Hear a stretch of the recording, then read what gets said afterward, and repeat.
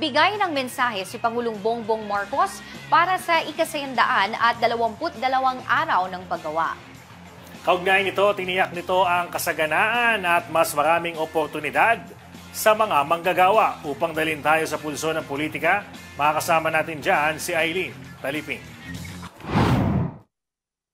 Mas maraming oportunidad at kasaganaan ang isusulong ng Marcos administration para sa mga manggagawa kung saan bawat isa ay papahalagahan, igagalang at bibigyang kapangyarihan para umunlad.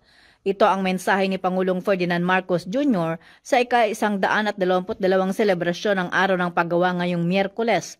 Ayon sa Pangulo, magpapatuloy ang suporta ng gobyerno sa mga manggagawa at itataguyod ang prinsipyo ng patas, pantay-pantay na karapatan ng bawat isa sa kanilang trabaho. Nakiisa ang presidente sa pagpupugay at pagkilala sa lahat ng mga manggagawa sa pamamagitan ng aktibidad sa Malacanang.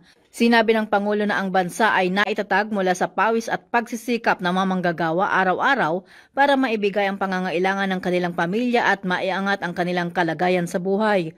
Mula sa lungsod hanggang sa liblib ng mga kanayunan, ang pagtatrabaho ng mga Pilipino anya ang nagsulong para gumulong ang ekonomiya.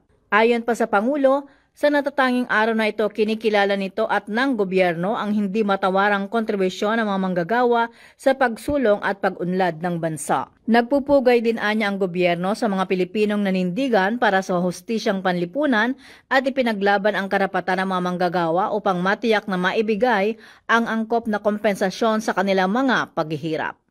Ito si Aileen Taliping para sa Kwentong Politiko. Kaugnay rin ito, hindi rin